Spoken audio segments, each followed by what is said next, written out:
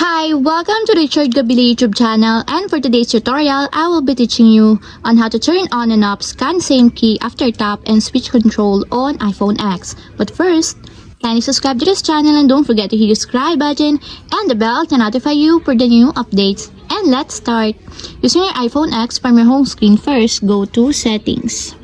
Then in the settings, scroll down and find the accessibility and then tap.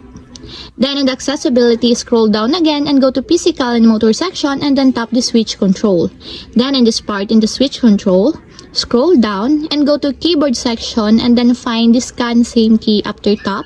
And as you will see, there's a switch button located on the side of it. Then all you have to do is just tap it to enable until it becomes green. And if you want to disable or turn off, just tap again the switch button just like this. And that's it, we have successfully turned on and off scan same key after tap and switch control on iPhone X. If you have a question, kindly comment down below and don't forget to hit the subscribe button and the bell to notify you for the new updates. And thank you for watching!